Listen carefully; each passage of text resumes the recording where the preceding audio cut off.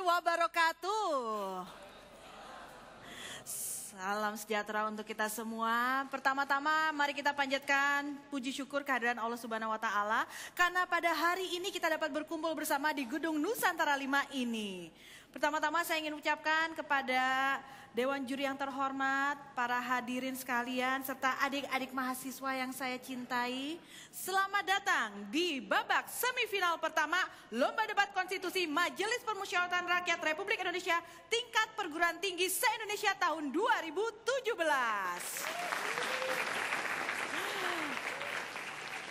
Langsung saya akan panggilkan dua tim yang akan memasuki babak semifinal pertama ini.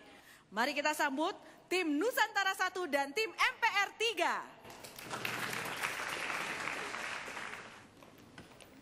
3. Mari silahkan. Baik, wah terlihat perbedaan generasinya ya. Baik, saya minta perwakilan dari tim Nusantara 1 untuk mengambil terlebih dahulu satu kertas di dalam. Silahkan.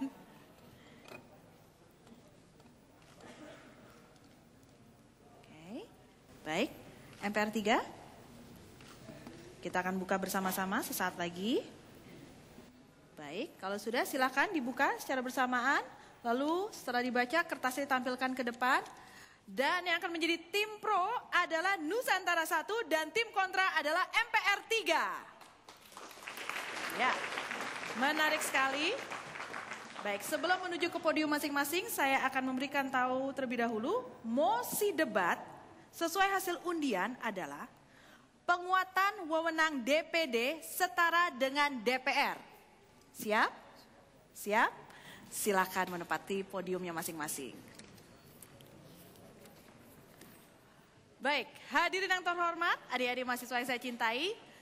Sebelum dimulainya lomba ini, terizinkan saya terlebih dahulu untuk memperkenalkan para dewan juri yang akan memberikan penilaian pada acara ini. Sambil kita sambut untuk bersama dengan saya di atas panggung, mari kita sambut Bapak Dr. TB Hasanuddin selaku Wakil Ketua Badan Pengajian MPR.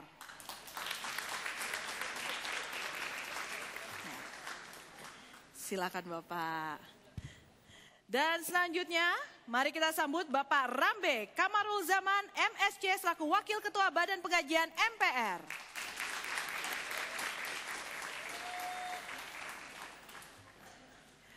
Dan tidak ketinggalan telah hadir juga di sini Bapak Martin Huta Barat SH selaku Wakil Ketua Badan Pengajian MPR. Baik. Dan selanjutnya mari kita sambut Bapak TB Sunmanjaya selaku Wakil Ketua Badan Pengajian MPR.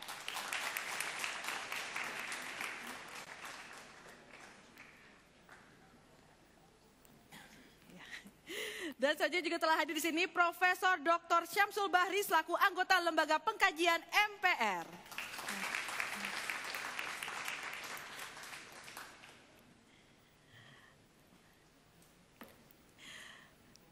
Dan akan turut menjadi bagian dari Dewan Juri yang hadir pada hari ini, Bapak Muhammad Rizal SH MSI selaku Kepala Biro Sekretariat Pimpinan Sekretariat Jenderal MPR.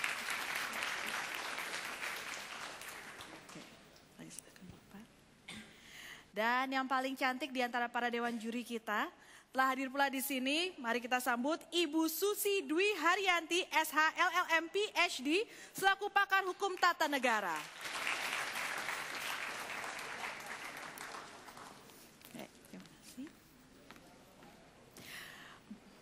Baik, hadirin yang saya hormati, pemirsa TVRI dimanapun Anda berada. Sebelum saya mulai rangkaian lomba pada hari ini, saya akan mereview kembali secara singkat aturan dan tata cara lomba. Baik, aturan dan tata cara lomba debat pada hari ini berlaku mulai dari sesi awal hingga sesi akhir. Dan akan terdiri dari 3 babak. Babak pertama yaitu argumentasi pembuka atau opening statement, di mana babak pertama opening statement akan disampaikan oleh pembicara pertama dari masing-masing tim, baik pro maupun kontra. Dan setiap pembicara secara bergantian akan menyampaikan argumentasi pembuka terkait pemahaman mosi yang menunjukkan posisi masing-masing tim, apakah itu pro ataupun kontra. Dan pembicara pertama juga akan memperkenalkan nama tim dan anggotanya. Setiap pembicara akan diberikan waktu maksimal 5 menit dan tidak ada interupsi pada babak ini. Itu adalah aturan pada babak pertama. Babak kedua, yaitu babak bidasan argumentasi, akan terbagi menjadi 2 sesi. Yaitu sesi pertama, di mana pembicara kedua, baik dari tim pro maupun kontra, akan memberikan bidasan argumentasi atas opening statement yang disampaikan oleh masing-masing tim.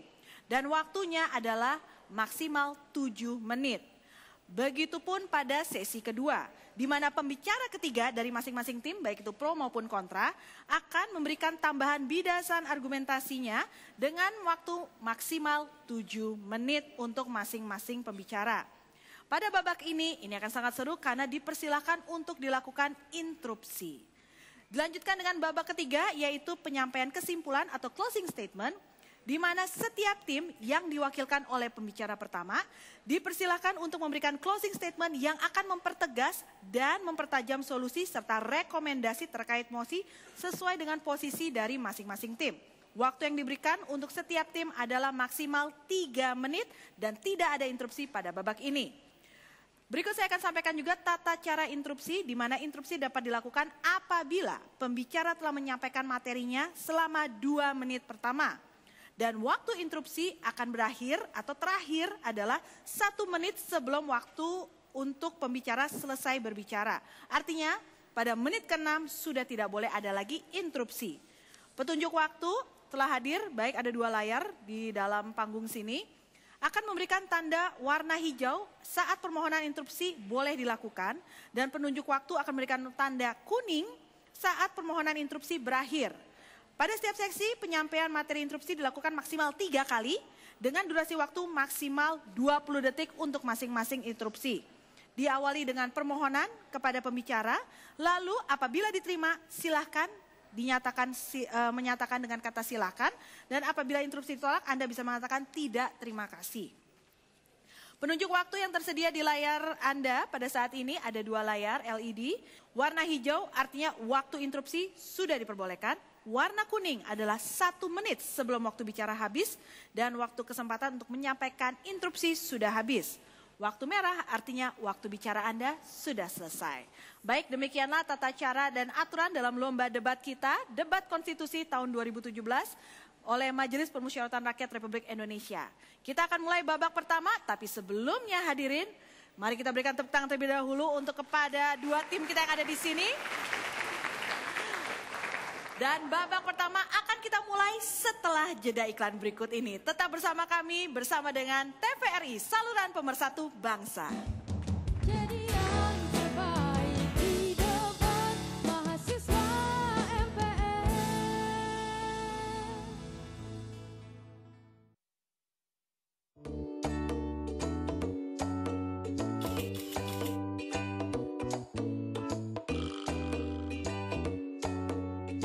Kita bisa menghabiskan waktu berjam-jam untuk semua aktivitas ini. Mengapa lupa menyisihkan waktu untuk selamatkan hidup kita? Sadari, periksa payudara sendiri hanya 7 menit. Jadi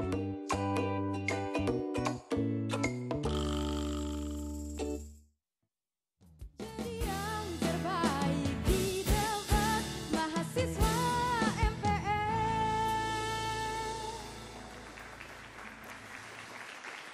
Saat ini kita tengah berada di tahap semifinal pertama dan akan memulai memasuki babak pertama yaitu argumentasi pembuka atau opening statement. Untuk itu saya persilahkan kepada tim pro terlebih dahulu untuk menyampaikan argumentasi pembuka terhadap posisi mosi yang diperdebatkan yaitu penguatan wewenang DPD setara dengan DPR. Silakan. Terima kasih. Dewan Juri yang terhormat, rekan-rekan yang telah hadir pada kesempatan kali ini, serta tim kontra yang kami banggakan, selamat pagi. Perkenalkan kami dari tim Nusantara 1, yaitu tim yang setuju akan mosi perdebatan kita pada hari ini, yaitu penguatan wewenang DPD setara dengan DPR. Saya, Kirena Siana Siti Rohmah, sebagai pembicara pertama akan menyampaikan argumentasi dari segi filosofis. Dan pembicara kedua kami, Ivan Cahyadi, akan memaparkan argumentasi dari segi yuridis normatif. Dan pembicara tiga kami, yaitu Cesaria Aprilianti Pingkan, akan memaparkan argumentasi untuk memperkuat argumentasi pembicara pertama dan pembicara kedua dari tim kami. Pasal 1, Ayat 1 Undang-Undang Dasar 1945 menyatakan bahwa bentuk negara Republik Indonesia adalah negara kesatuan.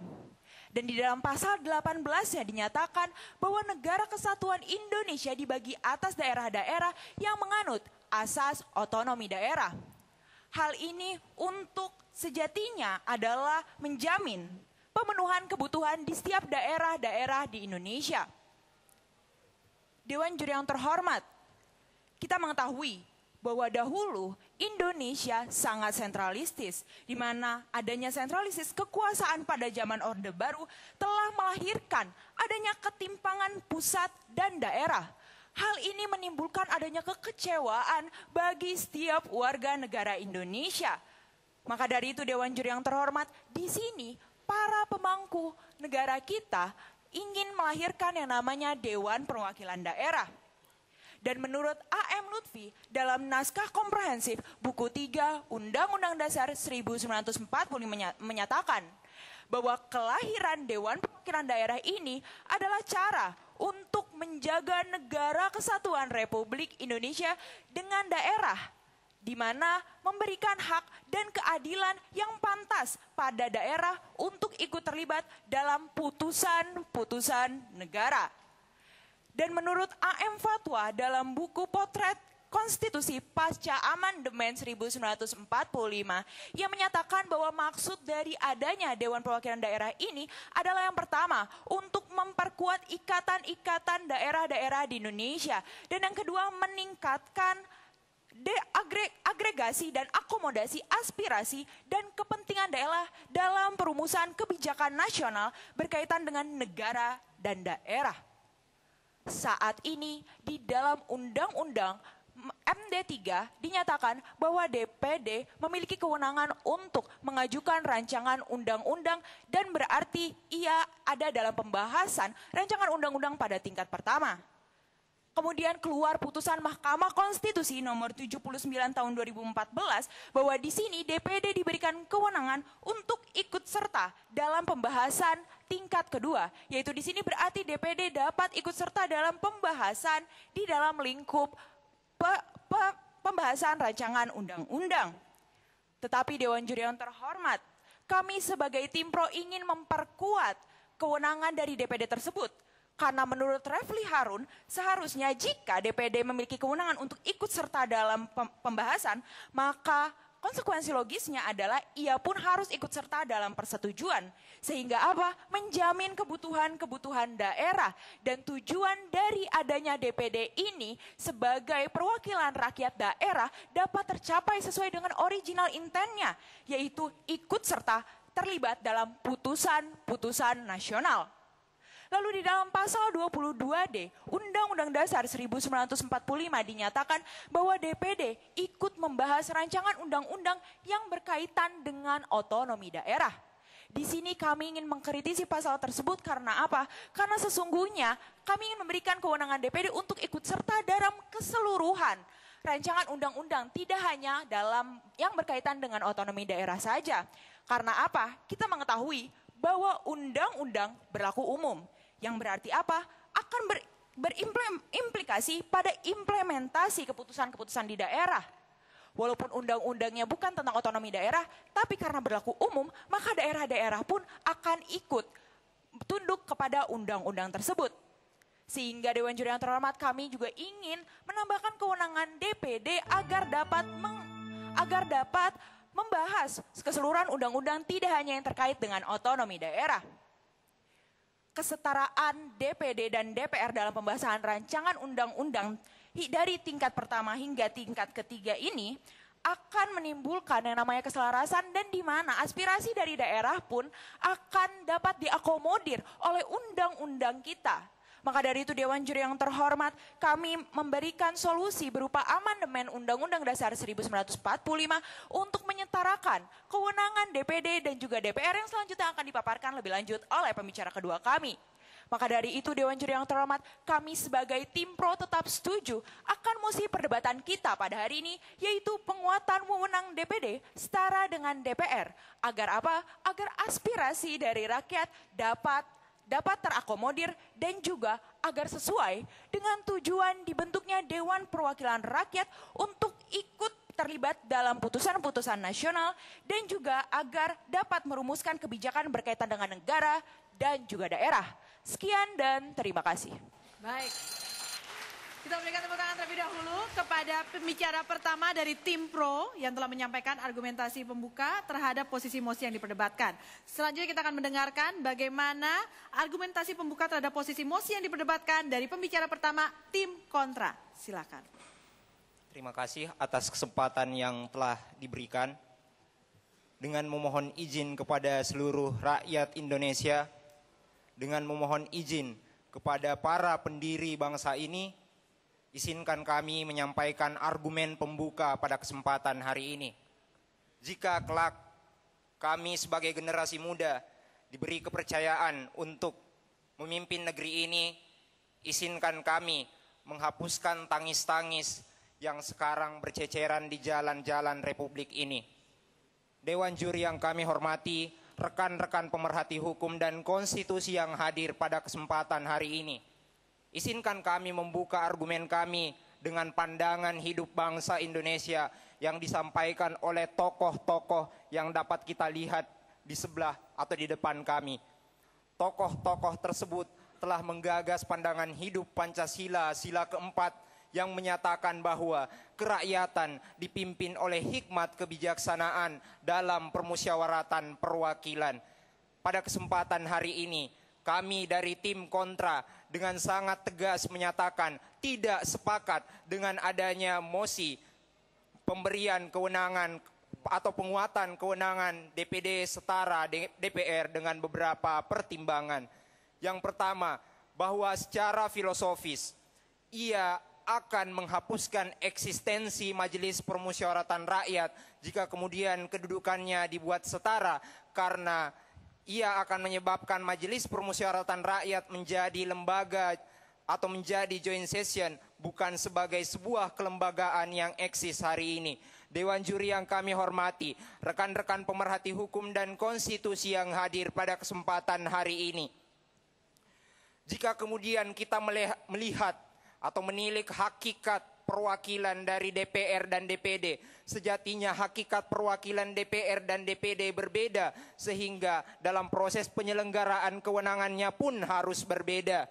Jimli As-Siddiqi mengkhawatirkan adanya atau terjadinya double representation dalam hal penyelenggaraan aspek perwakilan atau penyelenggaraan perwakilan Republik Indonesia. Jika kemudian kita mengarah pada original intent, kita malah melihat bahwa maksud pembentukan DPD adalah untuk mengakomodasi aspirasi daerah, untuk kemudian memperkuat keutuhan dan kesatuan nasional. Bukankah dengan kewenangan yang dimiliki DPD saat ini, itu sudah cukup kuat untuk ikut terlibat dalam mengakomodasi aspirasi daerah?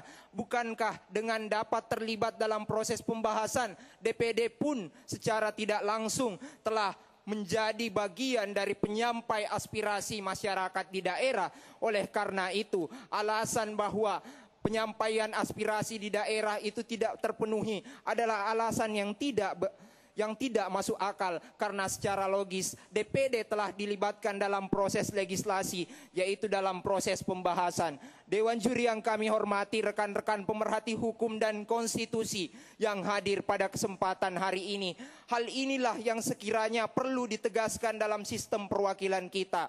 Prof. Maria Parida sendiri berpandangan bahwa sistem yang dianut Indonesia sebenarnya berakar pada sistem parlemen unikameral atau dalam hal ini satu kamar yang menempatkan dalam hal ini DPR sebagai kekuasaan pembentuk undang-undang. Sementara kamar kedua ini hanya menjalankan fungsi double check menurut Jimli Asidiki, yaitu mengimbangi kekuasaan yang dimiliki oleh DPR sehingga proses pengimbangan itu dapat dilalui melalui proses pembahasan.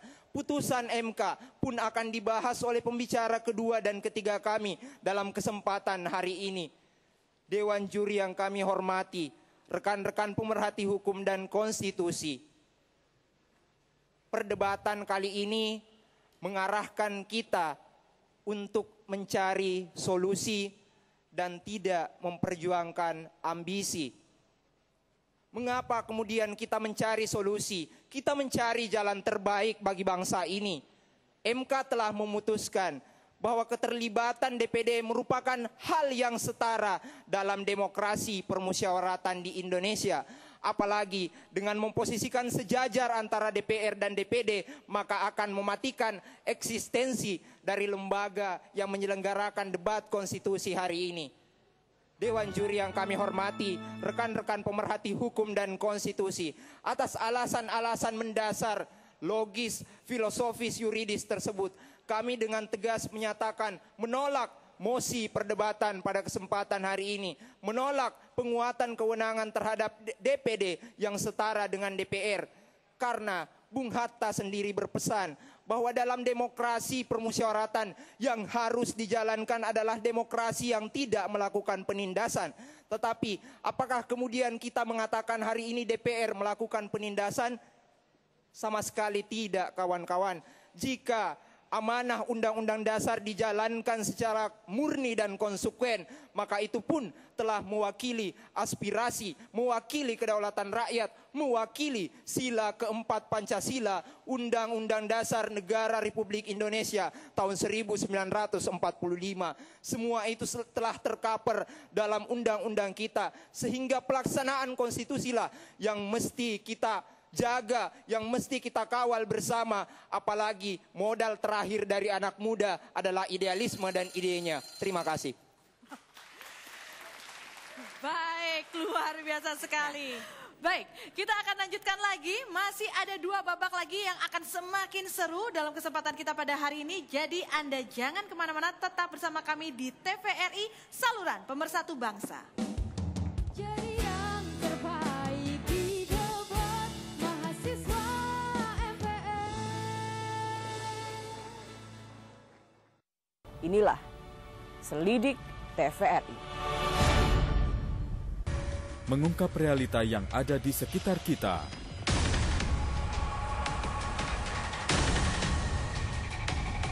Dipaparkan secara mendalam. Selidik, setiap hari Selasa pukul 23.30 waktu Indonesia Barat, hanya di TVRI, saluran pemersatu bangsa. Jadi yang terbaik di debat mahasiswa MPR.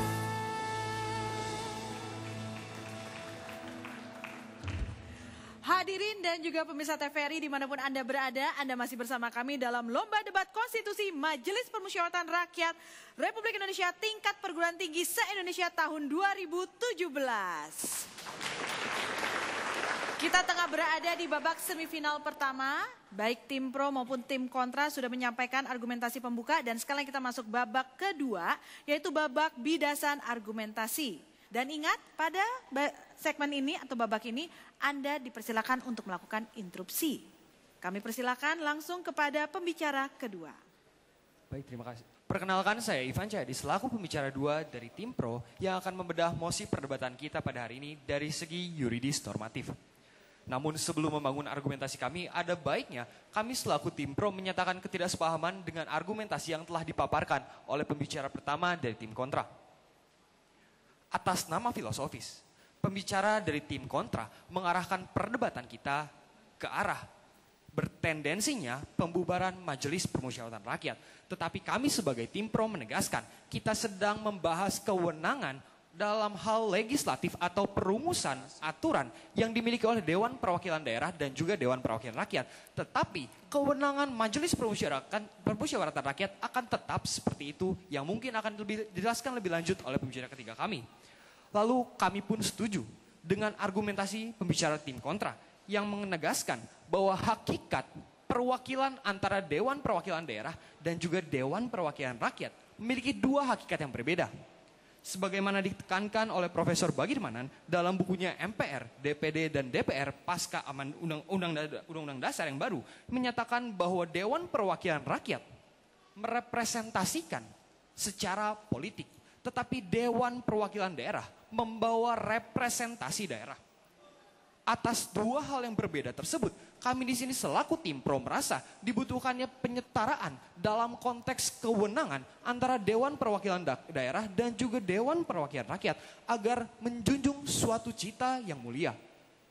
Yakni apa yang direpresentasikannya, yakni suara daerah dapat direalisasikan dalam hal peraturan dan juga hukum positif. Lantas pertanyaan sederhana yang muncul adalah apa gunanya suatu representatif tanpa eksekusi dan juga kewenangan untuk menyetujui suatu rancangan undang-undang yang dimiliki Dewan Perwakilan Daerah. Janganlah kita mengagung-agungkan tentang siapa itu DPD saat kita tidak berani untuk mengambil tindakan menyetarakan kewenangan Dewan Perwakilan Daerah yang membawa suara dan juga aspirasi dari masyarakat daerah ke dalam tahap ketujuan rancangan undang-undang.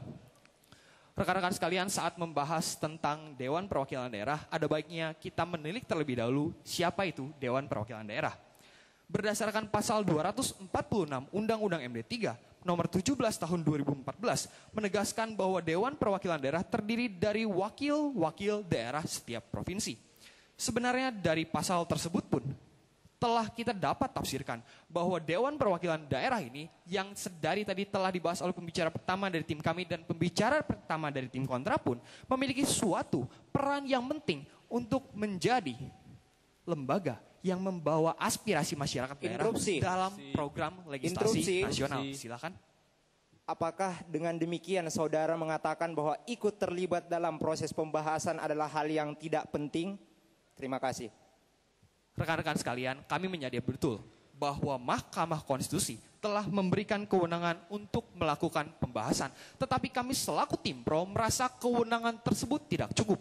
Untuk menjawab interupsi Anda, saya akan membahas terlebih dahulu sedikit saja tentang sejarah. Mulai dari Undang-Undang MD 3 tahun 2009 hingga pada akhirnya lahir putusan Mahkamah Konstitusi tahun 2014. Pada awalnya, di tahun 2009, terdapat Undang-Undang MD 3 nomor 27 tahun 2009 yang memberikan kewenangan Dewan Perwakilan Rakyat terkait pengajuan rancangan undang-undang. Tetapi lahirlah putusan Mahkamah Konstitusi nomor 92 garis miring PUU 10 garis miring 2012 yang memberikan kewenangan tambahan yakni pembahasan rancangan undang-undang. Tetapi putusan MK yang bersifat final and binding tersebut tidak diindahi oleh Dewan Perwakilan Rakyat. Karena senyatanya lahirlah Undang-Undang MD 3 nomor 17 tahun 2014 yang mengembalikan kewenangan Dewan Perwakilan Daerah ke arah semula, yakni hanya terkait konteks pengajuan RUU saja. Dan pada akhirnya lahirlah putusan Mahkamah Konstitusi nomor 79 tahun 2014 yang menambahkan kewenangan DPD lagi. Tetapi Dewan Juri Terhormat, ada satu hal yang sangat penting. Bahkan di tahun 2017 saja, Dewan Perwakilan Daerah meminta suatu forum yang mempertemukan antara DPD, DPR, Mahkamah Konstitusi dan juga Presiden. Untuk apa? Untuk mengadu, mengingat kewenangan yang ditambahkan oleh Mahkamah Konstitusi pun tidak diindahkan oleh lembaga-lembaga negara. Sebenarnya dari hal tersebut kita telah dapat menyimpulkan bahwa Dewan Perwakilan Daerah bahkan yang telah ditambahkan kewenangannya oleh Mahkamah Konstitusi tidak mendapat kewenangan yang cukup untuk menyalurkan aspirasi masyarakat dalam konteks legislasi nasional. Silakan. Jadi menurut saudara tim pro ketika ia telah diputuskan oleh MK kemudian memberikan kembali atau mengembalikan kewenangan untuk membahas undang-undang, namun tidak dilaksanakan, ini adalah kewenangan norma atau maksud kami ini adalah kesalahan peraturan. Silahkan dijawab, terima kasih. Kami sebagai tim pro benar menyadari terdapat kesalahan dan kami selaku yuris muda mengkritisi betul putusan Mahkamah Konstitusi yang tidak berani untuk menyetarakan kewenangan DPD dan juga Dewan Perwakilan Rakyat. Maka dari itu, selaku yuris muda, kami di sini menawarkan beberapa solusi yang nantinya bertujuan ke arah penyamaan kewenangan Dewan Perwakilan Rakyat dan juga Dewan Perwakilan Daerah. Silakan. Iya. Saudara jangan menganggap bahwa penyetaraan itu adalah menyamakan fungsi dan kedudukan atau wewenang daripada DPR dan DPD. Dalam putusan MK nomor 79 tersebut diamini bahwasannya dalam hal perancangan undang-undang terkait kepentingan daerah, DPR, DPD, dan Presiden itu ada dalam kedudukan yang setara. Jadi saudara maksud tidak setara itu yang seperti apa? Terima kasih. Sederhananya, yang kami anggap tidak setara, yang status quo ini amini, adalah tidak adanya kewenangan persetujuan yang dimiliki oleh Dewan Perwakilan Daerah. Itulah yang ingin kami canangkan yang pertama. Lalu yang kedua, seperti yang telah rekan pembicara pertama kami katakan, rancangan undang-undang yang dihasilkan oleh Dewan Perwakilan Daerah, kami menolak terkait hanya otonomi daerah saja, tetapi kami mencanangkan suatu pasal dan tawaran agar Dewan Perwakilan Daerah dapat merepresentasikan suara rakyat daerah dalam konteks rancangan undang-undang seluruh undang-undang. Mengingat undang-undang ini berlaku secara umum dan sudah secara otomatis berlaku pula bagi daerah-daerah yang bersangkutan. Maka dari itu dekat Dewan Juri terhormat, kami menawarkan dua solusi besar. Yang pertama adalah sesuai dengan original intent dari Dewan Perwakilan Daerah, yakni mengimbangi representatif politik. Kami akan menajamkan kewenangan Dewan Perwakilan Daerah dengan memberikan kewenangan persetujuan rancangan undang-undang bersamakan dengan mekanisme merubah Undang-Undang Nomor 12 Tahun 2011 dalam perencanaan undang-undang. Lalu yang kedua adalah kita tidak terfokus terkait dengan kewenangan untuk mengajukan rancangan undang-undang dan menyetujui rancangan undang-undang. Kami di sini akan memproposalkan agar Dewan Perwakilan Daerah diberikan kewenangan untuk konteks rancangan undang-undang tidak hanya otonomi daerah. Kembali lagi, alasannya sederhana. Karena saya sebagai masyarakat daerah tidak hanya merasakan aturan tentang otonomi daerah saja, tetapi seluruh hukum positif di bangsa ini mengikat kita semua yang ada di ruangan ini sebagai masyarakat daerah terhadap hukum positif yakni setiap undang-undang. Maka dari itu Dewan Juri terhormat, atas dua solusi yang akan kami tawarkan, kami rasa di sini selaku tim pro, kami akan tetap berdiri di garda depan untuk apa? Untuk melancarkan dan menjamin representatif rakyat daerah. Terima kasih. Terima kasih banyak pembicara kedua dari tim pro atas bidasan argumentasi yang dipersembahkan kepada tim kontra. Dan selanjutnya kami persilahkan pembicara dua dari tim kontra untuk menyampaikan bidasan argumentasi terhadap tim pro. Waktu Anda dimulai dari sekarang. Bismillahirrahmanirrahim. Assalamualaikum warahmatullahi wabarakatuh. Dewan Juri yang kami hormati, pemerhati konstitusi yang ada di ruangan ini, serta rekan berpikir kami dari tim pro. Izinkan saya sebelum melanjutkan apa yang telah dipaparkan oleh pembicara pertama dari tim kami, tim kontra yang menolak penguatan kewenangan DPD setara dengan DPR, izinkan saya membidas beberapa hal yang menurut kami perlu untuk diluruskan pada momen yang berbahagia ini. Ini sifatnya membangun, konstruktif, dan semoga saja dapat mencerahkan kita semua bahwa ternyata ada perbedaan signifikan antara Dewan Perwakilan Rakyat dan Dewan Perwakilan Daerah. Pembicara pertama dari tim pro tadi mengatakan berdasarkan latar belakang sejarah Orde Baru yang sifatnya sangat sentralistik dan tidak adanya perwakilan daerah. Mohon maaf saudara, sejak awal pada saat sidang BPUPK sudah telah dirumuskan dari Muhammad Yamin dan telah disepakati bahwa para tokoh bangsa, jika tidak ada representasi daerah maka akan terjadi kegoncangan politik dan mengakibatkan disintegrasi bangsa.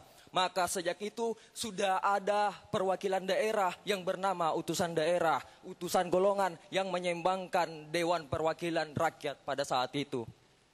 Yang kedua, argumen daripada pembicara pertama mengatakan ini bagian daripada memperkuat daripada Dewan Perwakilan Daerah.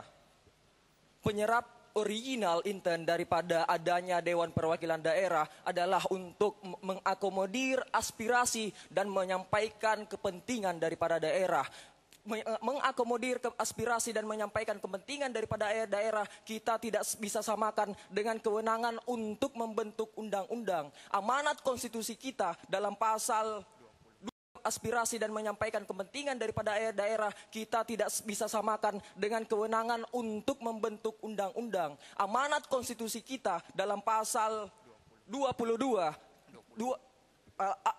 22D mengatakan bahwa telah diberikan kewenangan yang sangat sentral, yang sangat baik kepada Dewan Perwakilan Daerah, di mana bisa mengajukan rancangan undang-undang, bisa ikut membahas undang-undang tersebut, dan bisa untuk mengawasi undang-undang tersebut.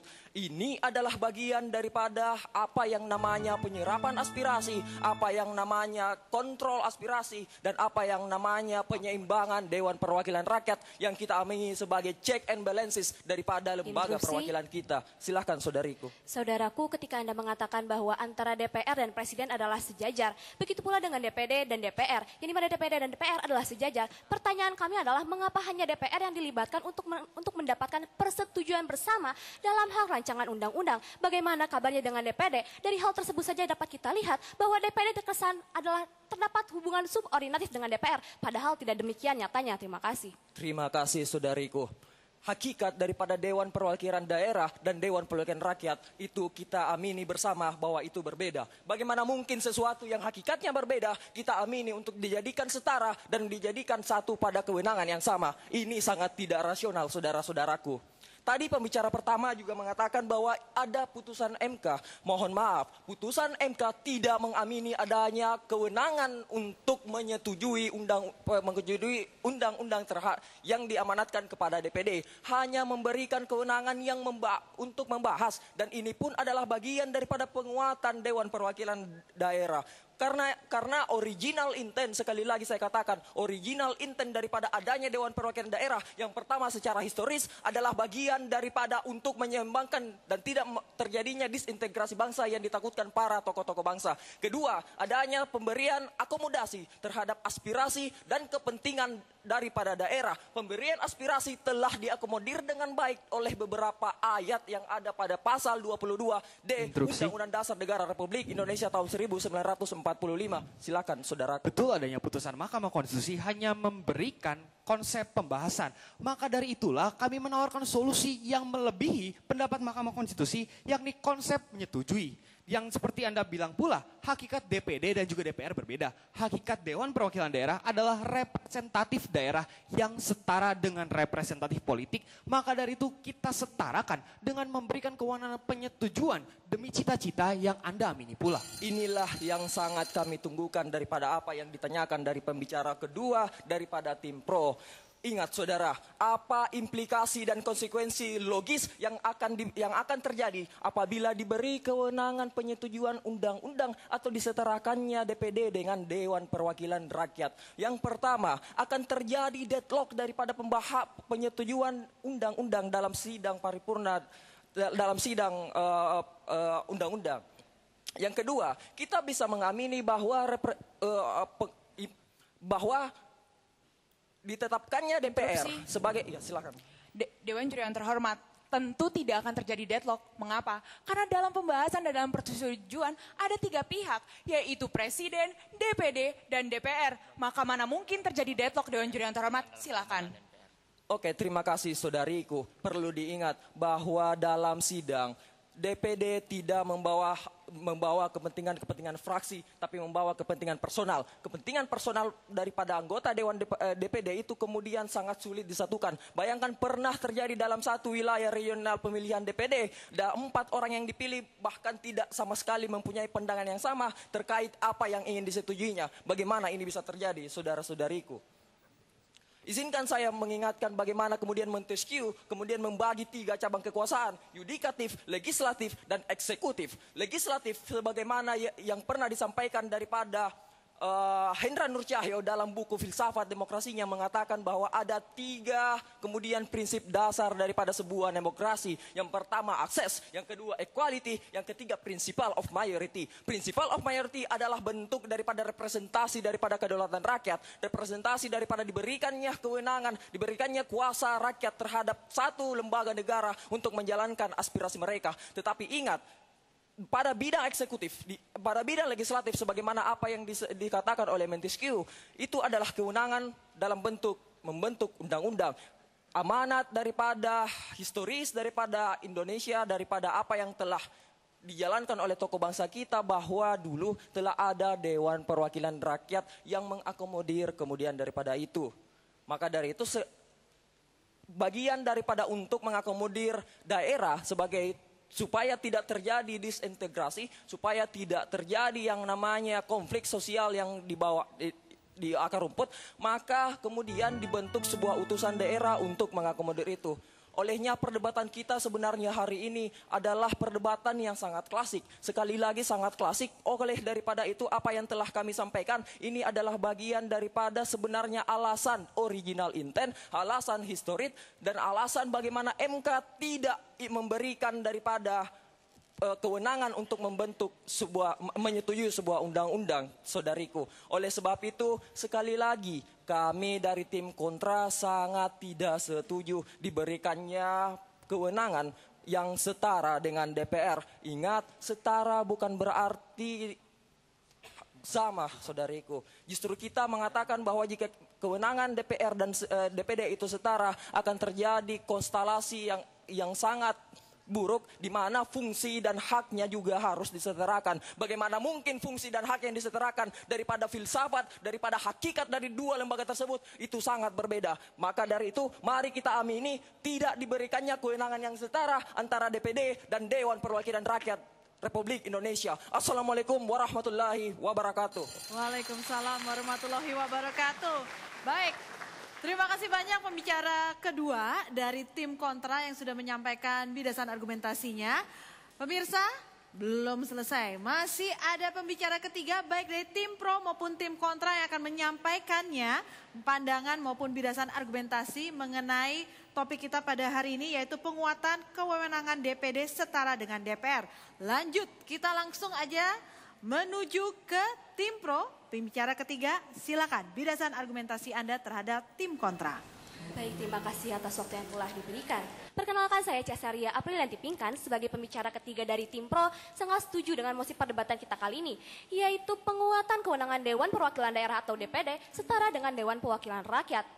Dewan Juri yang terhormat, dengan memberikan penguatan kewenangan kepada DPD agar setara dengan DPR dalam hal legislasi pembuatan undang-undang, sama sekali tidak akan menyebabkan adanya pembubaran Majelis Permusyawaratan Rakyat Dewan Juri yang terhormat. Mengapa? Karena MPR hakikatnya merupakan lembaga tersendiri yang memang anggotanya terdiri dari anggota DPR dan juga anggota DPD. Namun MPR memiliki kewenangan dan tugas tersendiri yang dimana ketika kita memperkuat kedudukan DPD agar setara dengan DPR, sama sekali tidak akan menyebabkan adanya suatu implikasi bahwa MPR ini akan menjadi sebuah joint session. Karena apa? Karena DPD dan DPR ini akan disetarakan hanya dalam hal perumusan undang-undang. Sedangkan MPR tidak memiliki kewenangan untuk merumus undang-undang, hanya saja dalam undang dasar. Oleh karena itu di sini sama sekali tidak ada korelasi antara penguatan kewenangan DPD dengan pembubaran MPR, saudaraku. Lalu yang selanjutnya, di sini mereka mengatakan bahwa dengan adanya pembahasan pun dalam proses pembentukan undang-undang telah terjadi adanya penyaluran aspirasi dari masyarakat daerah. Namun Dewan Juri yang terhormat, dalam putusan MK tahun 2014 dikatakan bahwa ketika adanya proses pembahasan, maka bukankah hal tersebut harusnya satu paket dengan adanya persetujuan? Yang dimana dikorelasikan dengan kedudukan DPD, DPR, dan juga Presiden yang berkedudukan setara dan sejajar. Yang dimana pertanyaan kami adalah, apabila benar Anda mengamini DPR dan DPD adalah sejajar, lalu mengapa hanya DPR dan Presiden saja yang diberikan kewenangan untuk memberikan persetujuan bersama atas undang-undang yang sudah dirancang? Pertanyaan kami, bukankah dari situ pun kita dapat melihat gambaran sejatinya saat ini DPD terkesan subordinatif dari apa? Dari DPR. Padahal kita ketahui bersama dalam kedudukan lembaga negara DPD sejajar dengan DPR. Oleh karena itu dalam hal adanya pengambilan keputusan persetujuan dari adanya undang-undang yang dirancang ini harusnya dilibatkan pula DPD untuk memberikan persetujuan. Interupsi. Silakan. Ya, dalam hakikat perwakilannya, ia berbeda. Ia mewakili representasi teritorial atau daerah, dan yang satunya mewakili representasi rakyat secara generik. Sehingga dalam proses pembentukan peraturan perundang-undangan, seharusnya ia dibedakan. Membuat DPD setara dengan DPR sama saja menyalahi prinsip dari hakikat perwakilannya. Yang kedua, terima kasih, itu saja. Baik, kami mengamini bahwa DPD adalah pemegang representasi dari daerah yang ada di Indonesia. Dan DPR adalah representasi politik. Namun Dewan Juri yang terhormat, hal itu pun kita dapat melihat urgensi mengapa DPD dan DPR harus disetarakan dalam hal keundangan legislasi. Karena apa? Kepentingan yang mereka usungkan berbeda. DPD mengusungkan kepentingan orang-orang di daerah, sedangkan DPR cenderung dari sisi politis. Oleh karena itu, mengapa di sini DPD dan DPR harus disetarakan? Karena sekali lagi, undang-undang yang nantinya disahkan tidak hanya berlaku secara nasional, namun juga kita melihat bahwa ada kepentingan orang-orang daerah yang terletak di dalamnya. Oleh karena itu kami setuju dengan kewenangan DPD setara dengan DPR. Silahkan saudaraku. DPR pun adalah wakil rakyat di daerah. Karena DPR memiliki reses untuk melihat aspirasi masyarakat di daerah. Dengan demikian saudara menafikan tugas-tugas DPR untuk melihat rakyat secara generik. Terima kasih. Saudara, nampaknya Anda tidak mengetahui mengenai sejarah pembentukan DPD. Yang dimana pembicara kedua Anda mengatakan bahwa sebelumnya telah ada utusan golongan dan utusan daerah. Kami mengetahui hal tersebut. Yang dimana mengapa dirubah menjadi Dewan Perwakilan Daerah? Karena utusan golongan dan utusan daerah tersebut dipilihnya melalui penunjukan, bukan melalui pemilihan langsung seperti saat ini Dewan Perwakilan Daerah. Yang mengakibatkan apa? Legitimasi dari utusan golongan dan utusan daerah berbeda dengan Dewan Perwakilan Rakyat. Lalu oleh karena itu dibentuklah Dewan Perwakilan Daerah yang dipilih secara langsung oleh rakyat agar legitimasinya sama dengan Dewan Perwakilan Rakyat. Oleh karena itu Dewan Juri Terhormat, dari sini kita dapat melihat bahwa apabila Anda mengatakan toh Dewan Perwakilan Rakyat pun di sini mewakili rakyat, ya kami amini. Pertanyaannya adalah apabila DPR memang demikian, apabila tidak ada permasalahan dengan pembentukan undang-undang oleh DPR seorang diri, lalu mengapa Dewan Perwakilan Daerah ini lahir dan ada hingga saat ini? Hal ini membuktikan kepada kita bahwa dahulu apa yang diputuskan, apa yang diundang-undangkan oleh Dewan Perwakilan Rakyat bersifat sentralistik. Yang dimana oleh karena itu harus ada peran serta dari Dewan Perwakilan Daerah dalam hal perumusan undang-undang. Interupsi. Silahkan. Saudara selalu mengatakan bahwasannya dulu DPR selalu mengeluarkan kebijakan yang sifatnya sentralistik. Tapi saudara tidak pernah sama sekali mencontohkan peraturan apa yang bersifat sentralistik tersebut yang tidak melibatkan kepentingan daerah. Seandainya saudara ingin memaparkan hal tersebut, harusnya juga saudara memberikan contoh. Terima kasih. Baik, terima kasih. Terima kasih telah mengingatkan saya untuk memaparkan data. Berdasarkan data yang diambil dari National Republika, 68% substansi atau materi rancangan undang-undang yang masuk ke prolegnas tidak sesuai dengan usul dari Dewan Perwakilan Daerah. Dari data tersebut dapat kita lihat, lalu mengapa kita tidak memperkuat kewenangan dari Dewan Perwakilan Daerah ketika bahkan dari data tersebut pun kita dapat melihat suara-suara dari daerah ini terabaikan Dewan Juri yang terhormat. Oleh karena itu di sini kami sama sekali tidak melihat adanya urgensi untuk apa? Untuk mempertahankan status quo yang ada saat ini, yaitu DPD hanya turut serta dalam tahap pembahasan tanpa turut serta dalam persetujuan. Yang dimana di sini tim kontra pun mengatakan bahwa original intent dari Dewan Perwakilan Daerah adalah untuk menghindari adanya disintegrasi bangsa dan untuk mengakomodasi aspirasi. Pertanyaan kami, apabila kewenangan dari DPD diperkuat dalam hal legislasi undang-undang, apakah bertentangan dengan original intent? Tentu saja tidak, Dewan Juri yang terhormat. Mengapa? Karena ketika suara tersebut disalurkan, ketika bahkan DPD ini turut serta dalam hal membuat persetujuan bersama antara presiden dan juga DPR, maka di sini justru suara-suara dari rakyat ini akan lebih terakomodir. Dan juga apa? Hal ini justru sesuai dengan original intent yang dibuat oleh original intent dari Dewan Perwakilan Daerah. Oleh karena itu kami melihat sama sekali tidak ada alasan mendasar mengapa tim kontra sangat tidak setuju dengan mosi perdebatan kita kali ini. Lalu di sini pun mereka mengatakan bagaimana ketika terjadi deadlock antara DPR dan juga DPD. Pertama, persetujuan bersama ini akan dihasilkan dari DPR, DPD, dan Presiden. Yang dimana di sini tim kontra dengan lantangnya mengatakan bahwa DPD ini akan mewakili perseorangan. Namun Dewan Juri yang terhormat perlu dilihat dalam Undang-Undang Nomor 12 Tahun 2011 bahwa di sini DPD akan memberikan pandangan atas nama lembaga DPD, bukan atas nama perseorangan Dewan Juri yang terhormat. Sehingga apa? Sehingga apa yang mereka katakan sangat sekali tidak benar. Dan oleh karena itu kami merasa apa yang dilontarkan oleh tim kontra hanyalah kekhawatiran-kekhawatiran tidak mendasar atas apa teori yang mereka paparkan dari tadi. Oleh karena itu kami merasa dengan adanya penguatan kewenangan Dewan Perwakilan Daerah agar setara dengan DPR adalah benar untuk memberikan kewenangan yang sama dalam hal legislasi. Ketika Anda mendefinisikan kata setara bukan sama, maka tolong cek Kamus Besar Bahasa Indonesia saudaraku, yang dimana setara adalah identik dengan sama. Yang dimana kami telah membatasi perdebatan kita kali ini setara dalam hal legislasi undang-undang. Oleh karena itu Dewan Juri yang terhormat, saya kira tidak perlu lagi kita memaparkan mengapa kami tetap setuju dengan mosi perdebatan kita kali ini ketika tim kontra pun telah gagal untuk menjelaskan mengapa mereka sama sekali tidak setuju dengan mosi perdebatan kita kali ini. Sekian, terima kasih. Baik, terima kasih banyak pembicara ketiga dari tim pro atas bidasan argumentasinya. Baik, langsung saja kita persilakan pembicara ketiga dari tim kontra untuk menyampaikan bidasan argumentasi terhadap tim pro. Silakan. Bismillahirrahmanirrahim. Keadilan menurut Ali bin Abi Thalib ialah berikanlah ia sesuai dengan haknya. Assalamualaikum warahmatullahi wabarakatuh. Waalaikumsalam. Dewan Juri yang sangat kami hormati serta saudara-saudaraku dari tim yang amat saya banggakan.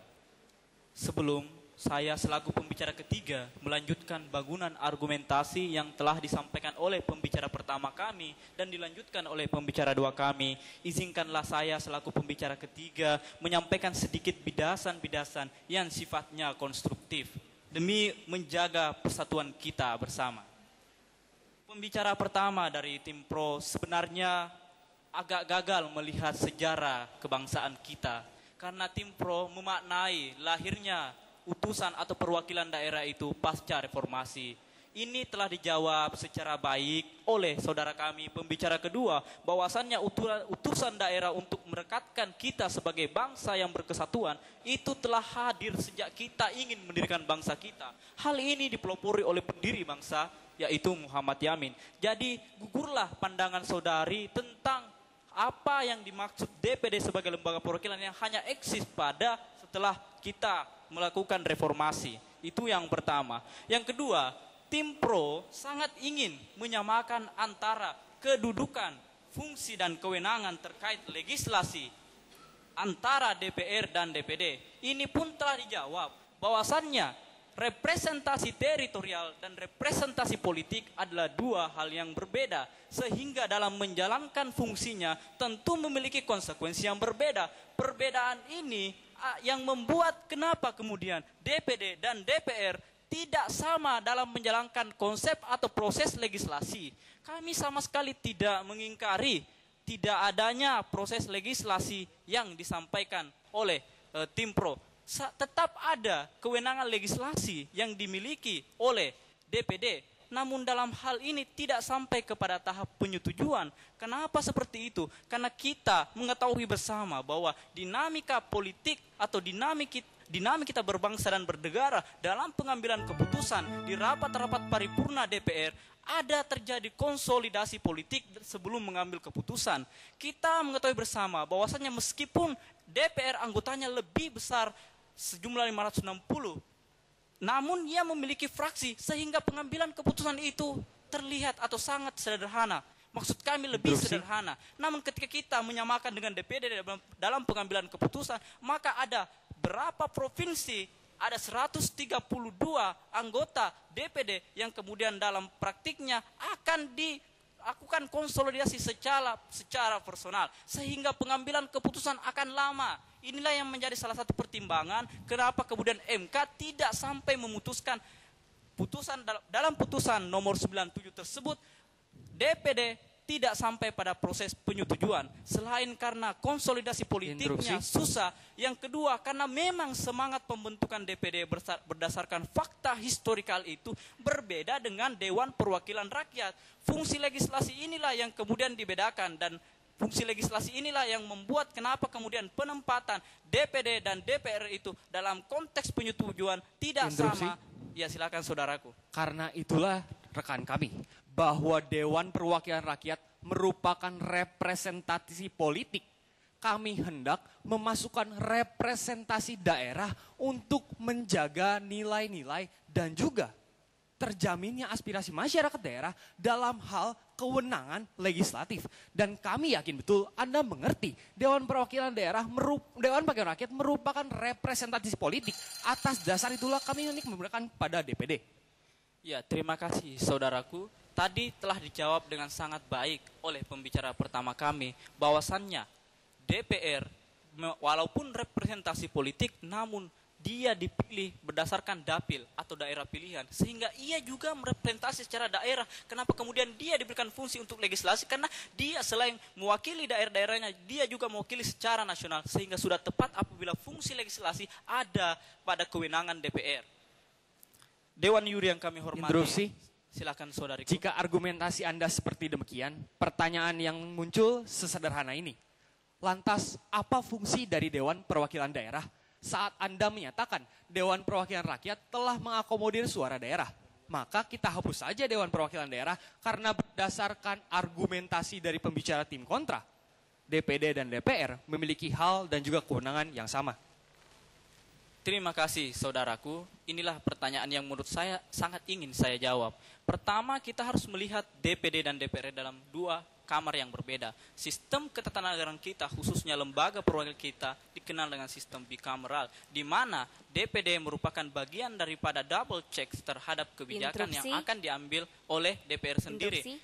Kebijakan ini termanifestasi dalam bentuk pembahasan rancangan undang-undang. Kita tidak mengingkari bahwasannya DPD ini telah setara dengan DPR dalam konteks pengajuan RUU yang berkaitan dengan daerah. Kenapa kemudian diberikan limitasi berkaitan dengan daerah? Karena kan saudara Pro mengamini sendiri, DPD ini lahir, maju, menjadi perwakilan dari daerah-daerah, dan semangat yang diangkat adalah semangat kedaerahan.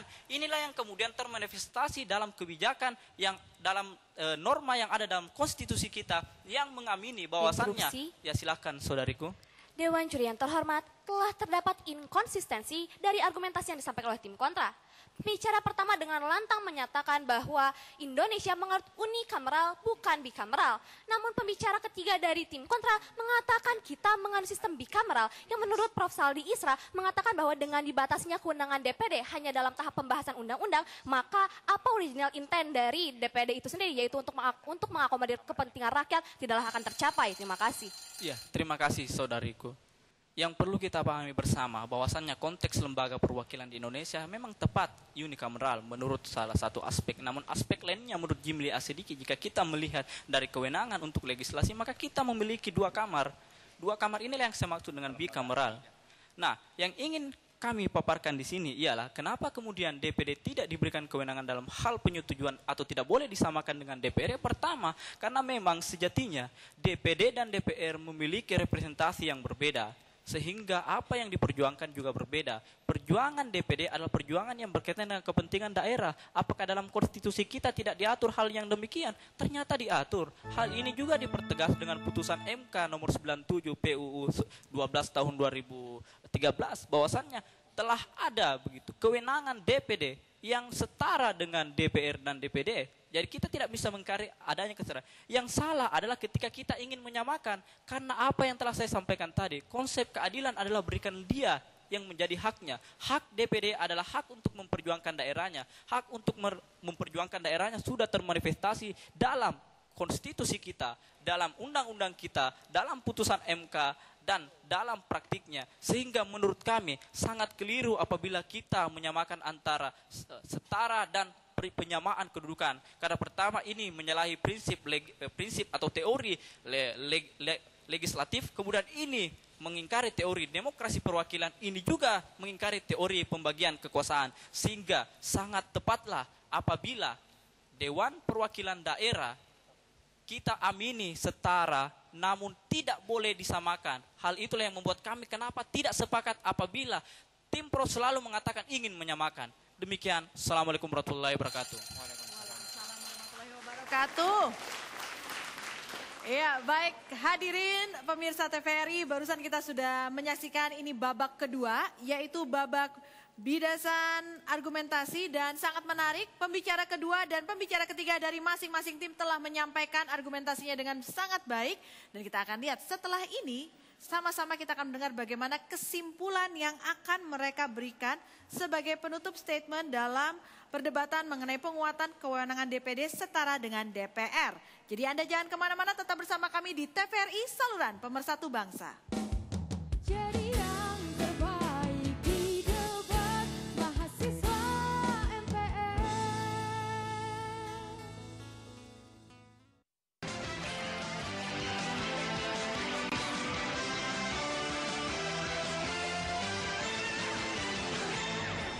Anda kembali menyaksikan Indonesia Terkini. Saudara, Presiden Joko Widodo melayat dan menyampaikan ucapan bela sungkawa atas meninggalnya istri Wakil Presiden ke-9 Hamzahas, Asminah. Presiden Jokowi tiba di rumah duka pada pukul 8.47 waktu Indonesia Barat dan diterima langsung oleh Hamzahas beserta putra ketiganya, Heri Herniawan. Istri dari Wakil Presiden Republik Indonesia ke-9, Asminah Hamzahas, berpulang pada usianya yang ke-75 tahun di kediamannya pukul 4.30 waktu Indonesia Barat pagi tadi. Menurut Hamzahas, istrinya meninggal karena sakit. Sejak 3 bulan terakhir, Nani mendapatkan perawatan intensif karena sakit. Usai menyampaikan bela sungkawa dan berbincang sejenak dengan Hamzahas dan keluarganya, Presiden Jokowi mendoakan almarhumah agar diberikan tempat terbaik di sisinya. Selain Jokowi, Presiden ke-6 Republik Indonesia Susilo Bambang Yudhoyono juga melayat ke rumah duka di kediaman Hamzahas, Jalan Patra Kuningan, Jakarta. SBY didampingi istrinya Ani Yudhoyono. Selain itu, Presiden ketiga RI Baharudin Yusuf Habibie juga datang untuk mengucapkan bela sungkawa. Sekian Indonesia Terkini, sampai jumpa.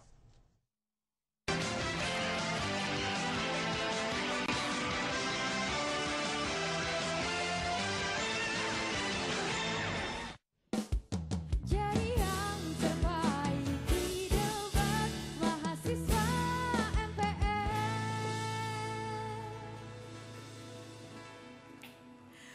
Baiklah hadirin, Anda masih bersama kami dalam Lomba Debat Konstitusi Majelis Pemusyawaratan Rakyat Republik Indonesia tingkat perguruan tinggi se-Indonesia tahun 2017. Kita masih di babak semifinal pertama.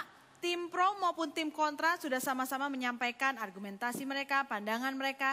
Dan sekarang momen di mana pembicara pertama akan kembali menyampaikan kesimpulan atau closing statement dari masing-masing tim. Baik itu pro maupun kontra. Dan kita akan awali dari tim pro, silakan.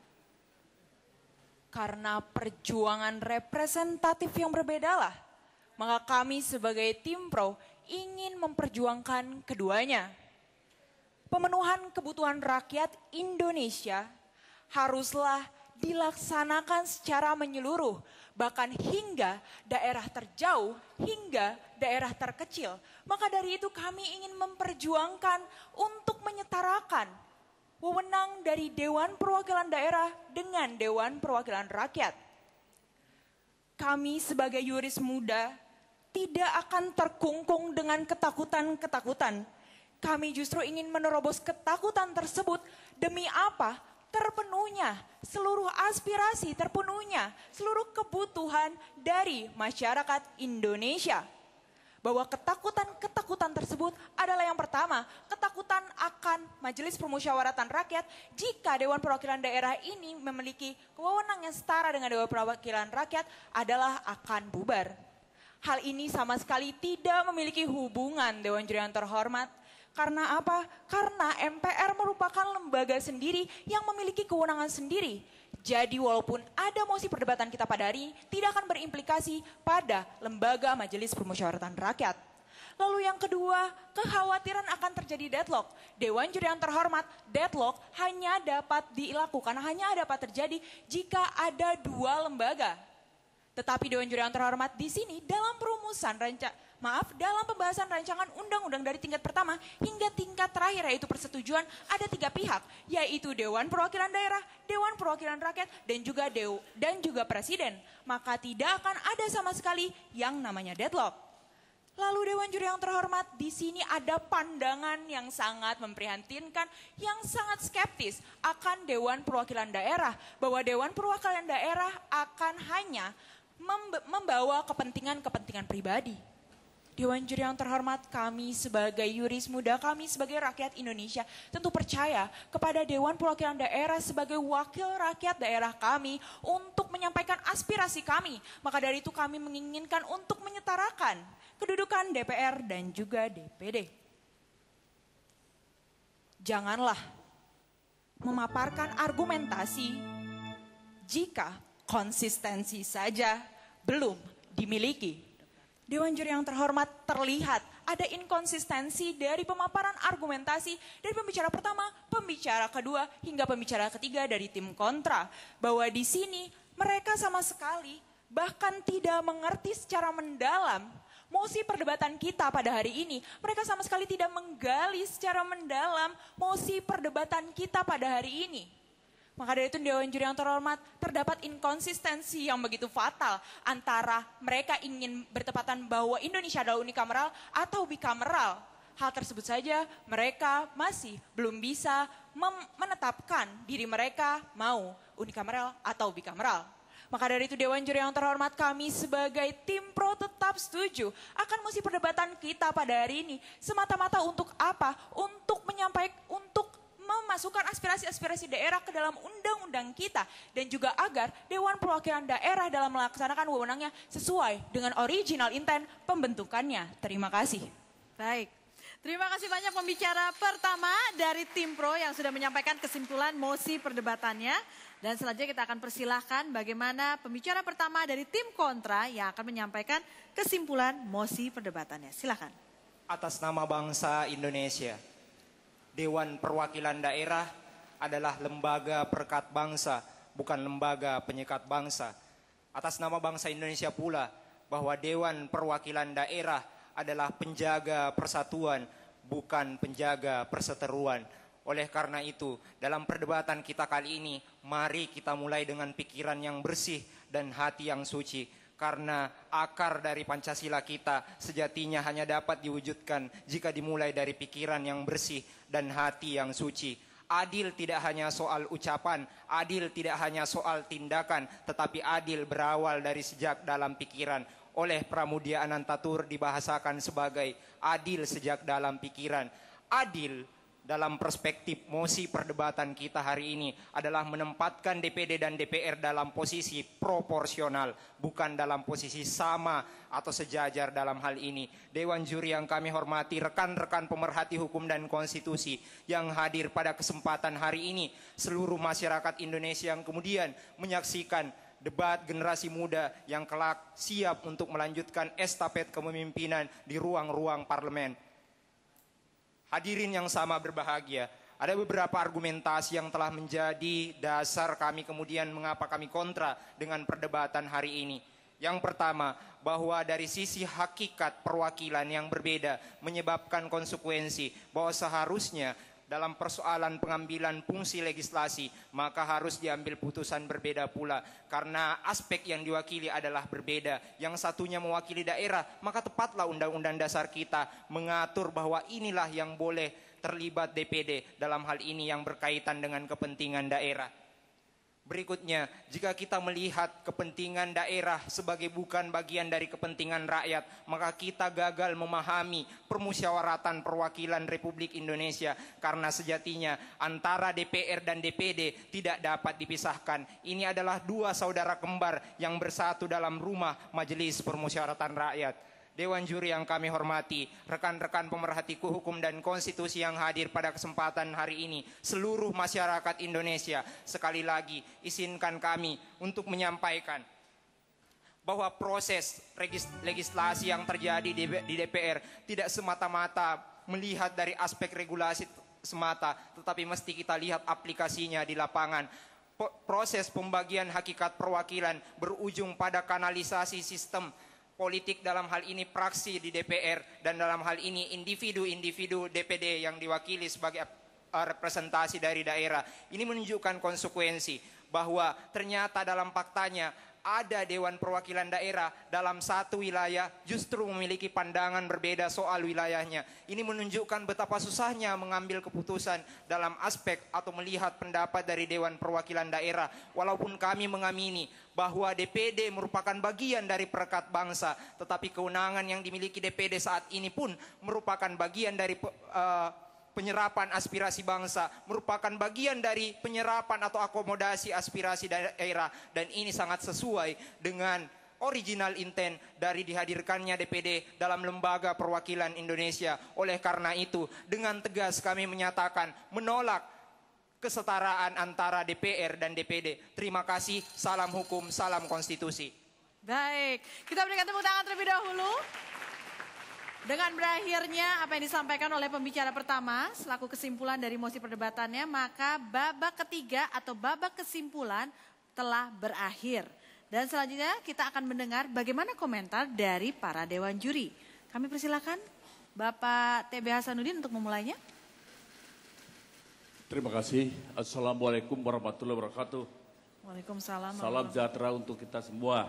Yang pertama, saya selaku salah satu dari Dewan Juri merasa bangga. Kedua belah pihak ini bukan masalah salah dan benar, tetapi ada argumen, apakah itu argumen dogmatis atau barangkali argumen logik. Dua-duanya saya kira biarkanlah nanti ya para juri yang memutuskan. Jadi kalau toh nanti ada yang tersisih, itu hal yang biasa. Tetapi yang tersisih bukan yang salah. Yang maju juga bukan kemenangan. Itu saya kira barangkali ya yang harus kita pelajari. Yang paling penting ada banyak masukan bagi kami ya dalam proses yang namanya amandemen Undang-Undang Dasar pada suatu saat besok atau pada suatu saat nanti. Karena apa, ini yang disampaikan itu sesuatu yang satu mengatakan dogmatis, yang satu argumentatif. Dalam artian logika, dua-duanya masuk. Bahkan kami untuk memutuskannya sedikit bingung. Ya, karena semua memiliki pemahaman yang sama untuk perbaikan amandemen Undang-Undang Dasar yang lebih komprehensif. Sekali lagi kami mengucapkan terima kasih. Wassalamualaikum warahmatullahi wabarakatuh. Waalaikumsalam warahmatullahi wabarakatuh. Silakan Bapak Rambe. Assalamualaikum warahmatullahi wabarakatuh. Waalaikumsalam warahmatullahi wabarakatuh. Salam sejahtera bagi kita semua. Saya terus terang menikmati perdebatan ini. Mulai dari awal sampai pada kesimpulan. Kalau saya memberikan ini bentuk kaderisasi dalam menyimpulkan pun ini sudah masuk dalam perdebatan-perdebatan. Metodenya perdebatan-perdebatan untuk menyusun undang-undang, untuk membentuk undang-undang. Adik-adik ini sebenarnya sudah pantas menjadi anggota DPR. Tapi karena sistem kita, ini komentar saya, undang-undang pemilu kita, ya undang-undang pemilu kita sistemnya adalah distrik elektoral. Itu tadi termasuk pembahasannya. Distrik elektoral. Kalau memilih anggota DPR, RI, DPR provinsi, DPR kabupaten, ada dapilnya. Kalau memilih DPD, provinsi. Nah, cukup. Saya berikan komentar itu saja. Kalau terlalu luas nanti, saya akan memberikan penilaian. Tapi perdebatan ini menarik, dipersiapkan secara baik, karena tadi diundi. Pada saat kapan kontra begini mainnya, nah itu kan itu sudah salah satu. Ini adalah lembaga politik di DPR dan juga membahas undang-undang isinya adalah orang-orang partai politik. Iya. Terima kasih, selamat untuk pro dan kontra dalam acara ini. Terima kasih banyak Bapak Rambe Kamarul Zaman. Selanjutnya Bapak Martin Huta Barat, silakan. Saya mengamati perdebatannya sangat bagus. Kedua tim kaya dengan argumentasi. Dan itu membanggakan kita terhadap masa depan generasi muda kita, khususnya intelektual-intelektual muda di kampus. Memang pada masa Orde Baru dulu, kekuasaan itu terpusat di pemerintah dan itu adalah di ibu kota negara. Sesudah reformasi kita merubah agar supaya ada keseimbangan pemerintah dengan parlemen. Maka kekuasaan DPR diperkuat. Begitu juga keseimbangan pusat dan daerah, maka DPD diperkuat berbeda dengan utusan daerah pada masa Orde Baru. DPD itu sudah dipilih oleh rakyat. Tetapi meskipun DPD diperkuat, tetapi Undang-Undang Dasar 45 tidak memberikan kewenangan kepada DPD untuk ikut membuat undang-undang. Hanya menjadi kewenangan DPR dengan Presiden. Lalu oleh DPD diajukan judicial review kepada Mahkamah Konstitusi agar supaya ada kesetaraan kewenangan DPR dan dengan DPD dengan mengajukan argumentasi DPD adalah seperti senator di Amerika, DPR adalah seperti DPR di Amerika.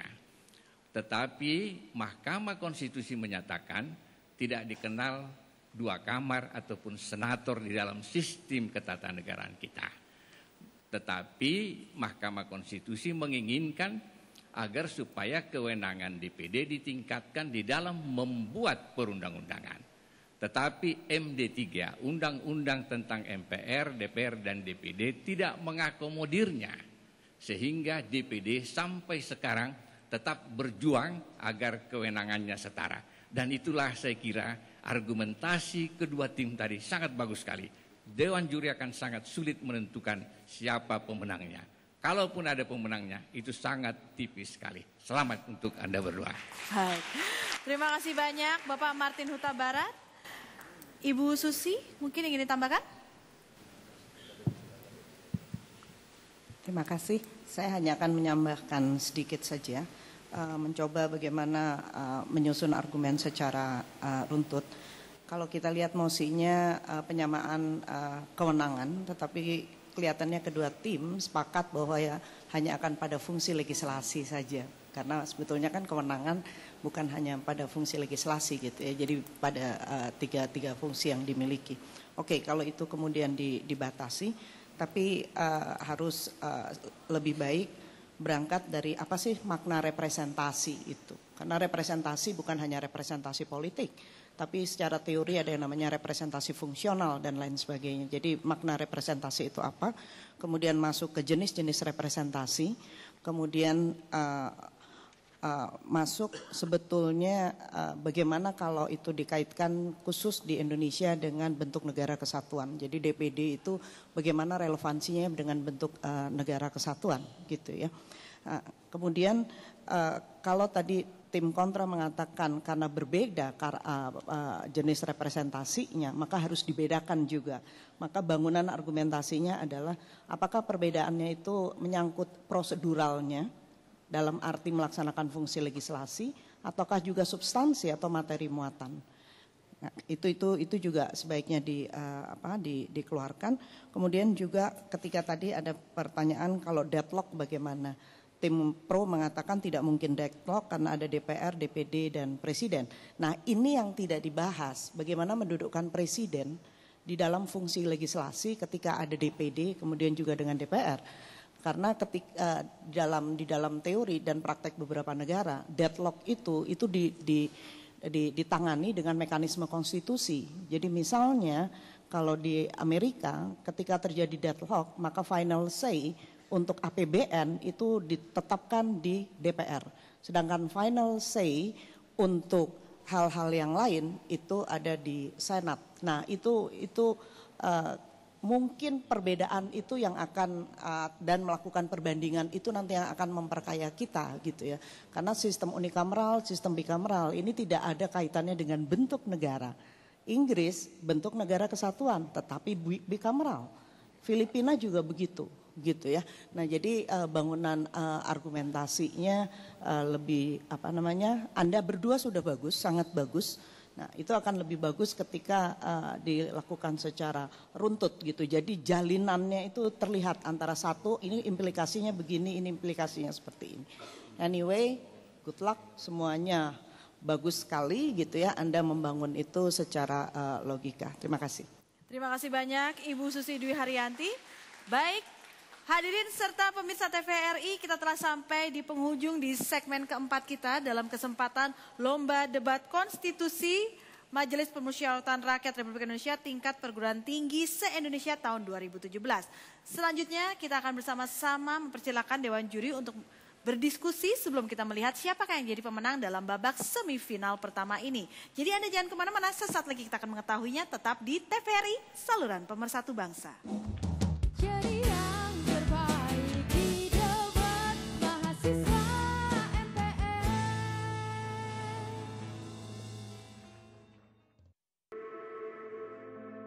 Dulu, kita bersama berjanji untuk mencapai mimpi, menaklukkan dunia. Kini, semua harapan telah sirna. Siksa narkoba telah memenjarakanmu dalam keterpurukan. Hingga akhirnya, narkoba telah menuntunmu ke dalam jurang kematian. Katakan tidak pada narkoba. Korea Selatan pun akan menghadapi konsekuensi serius. Dunia Dalam Berita merangkum warta dari berbagai pelosok negeri dari 5 benua dipaparkan secara lugas, lengkap, dan akurat. Distribusi bantuan kepada sekitar 3 Dunia Dalam Berita memberi pencerahan, menambah wawasan. Dunia Dalam Berita, Senin hingga Jumat pukul 23. Di sini, di TVRI, saluran pemersatu bangsa. Inilah Selidik TVRI. Mengungkap realita yang ada di sekitar kita.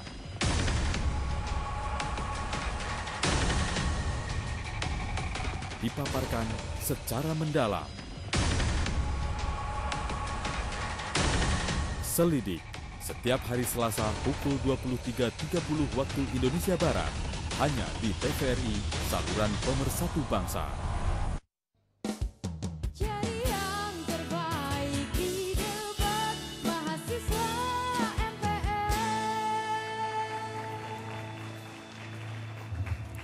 Baiklah pemirsa TVRI dimanapun Anda berada, hadirin yang terhormat.